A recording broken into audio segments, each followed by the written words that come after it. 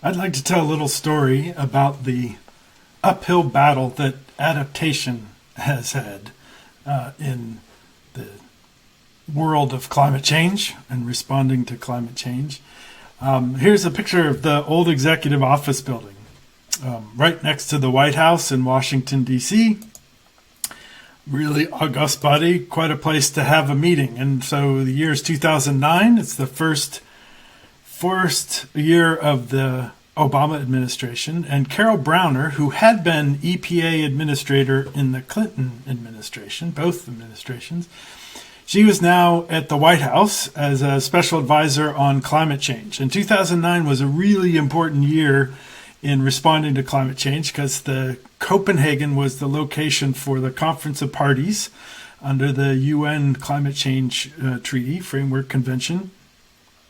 And this was a year that countries were going to get really serious and make legally binding targets and timetables for reducing greenhouse gases, particularly carbon dioxide. And so the Obama administration was thrown into this in the very first year of their administration.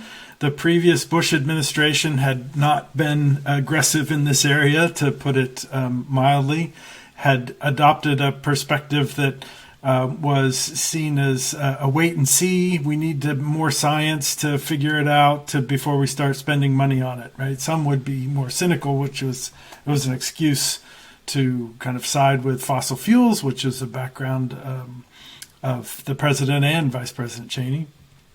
Nevertheless, the Obama administration had all the eyes of the world watching with great expectations for Copenhagen.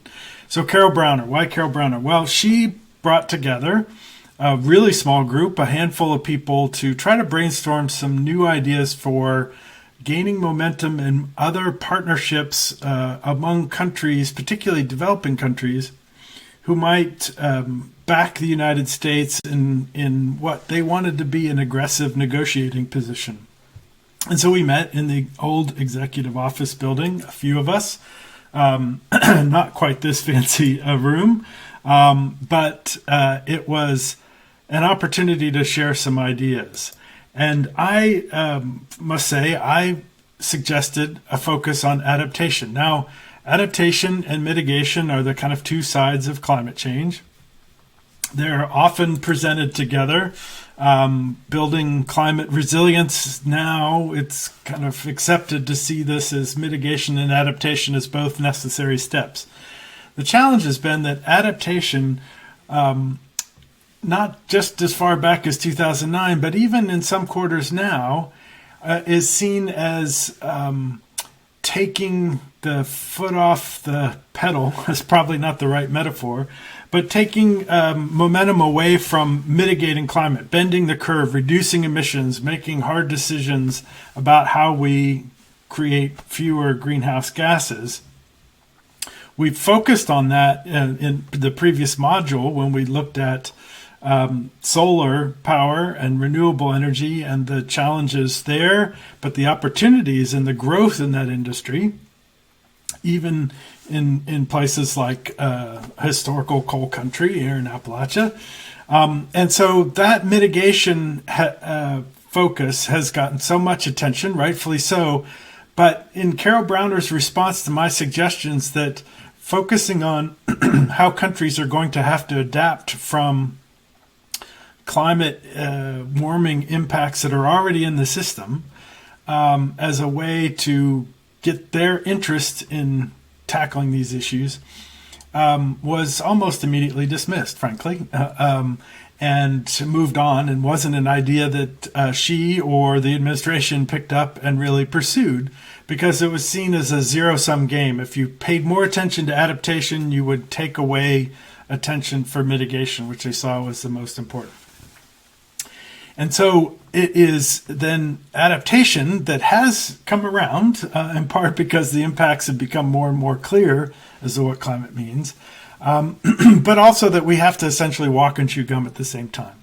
So this is a case then for why we're going to end with adaptation as the focus and utilize some of the opportunities that are presented by practitioners who are really tackling this and have some practical lessons learned, ones that resonate very directly with the readings that we've had and the strategies that Bruce Hall et al. have suggested for tackling wicked problems. Climate change certainly falls in that case, in the wicked problem category. But I thought it was also kind of instructive that it was these kinds of headlines that we're seeing now, and this is one of the assigned readings for this week, a Washington Post article in some ways knew that it's quite so attributed, these kinds of extreme weather events.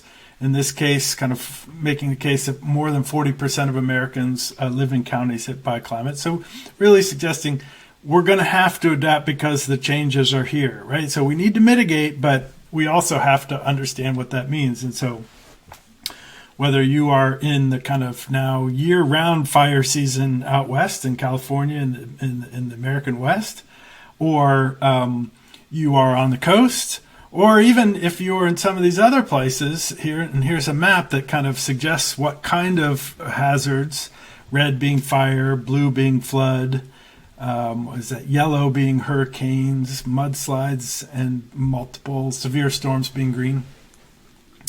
That this is 40% of the country. At the same time, boy, there's a lot of gray in that, isn't it? And so I think part of what is also challenging, even as we get attention to having to deal with the impacts of climate, these kinds of maps, I think, are both kind of sweet and sour, right? Sweet in that it's quite dramatically illustrating where there are big challenges and we have to deal with it, but also emphasizing the extreme and underplaying how there will be all sorts of change that comes in ways that still really matter. And so what we're doing this week is figuring out how adaptation still really matters in our different local contexts that we're choosing, whether those were the locality, city, county, region that you're living in now, or the one that you may want to move to or want to focus on, right? Again, what we've been using that kind of throughout the semester. And looking at that and understanding that it is, yes, it's extreme weather events, and that's relevant for certainly big parts of the U.S. and increasingly so, and sometimes surprisingly so, right? This doesn't have heat events on it.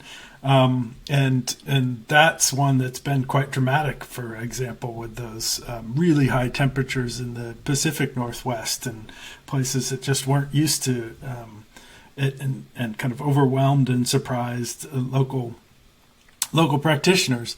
But, you know, one might say, okay, obviously we're focusing a lot on Ohio here. It doesn't include those 60-degree December holiday periods, such as the one that we just had. It doesn't include manifestations like, I don't know if you all have been experiencing this, but these Asian beetles, invasive species, only about 10 years in the United States, they are invading a house in part because of these warmer temperatures.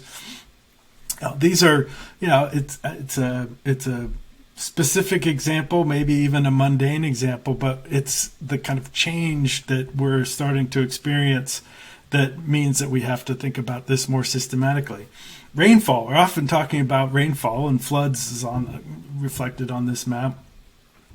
Part of the challenge and what's tricky is it can even be the same amount of rain for an average or for a total for a year, but it may come in 5 or 10 storms rather than spread out over 25. So if you're a farmer, that really makes a difference, right? When and how that water comes.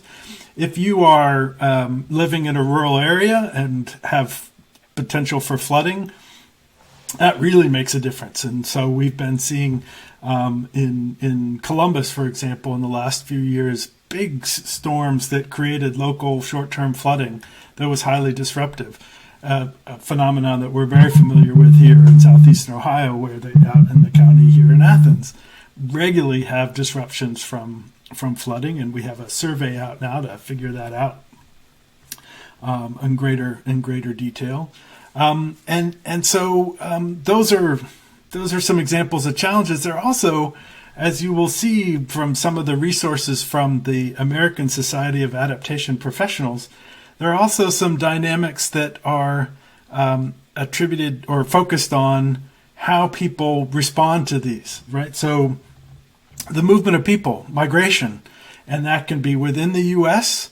from an extreme event, right? There are not as many people in New Orleans or Houston as there were before those big storms that hit it. They moved and they stayed moved, right? Puerto Rico continues to be buffeted by extreme weather events, and you have communities here in the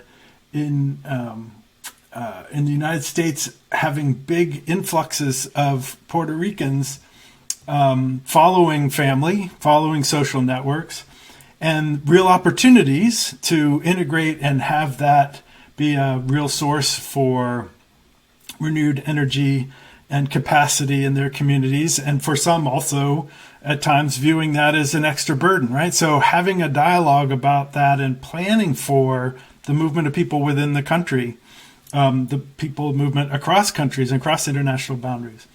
These are the kind of wide range of topics that can be considered as part of an adaptation strategy and preparing for it, right? And we can do it well and we can do it poorly. And so we're going to try to do it well.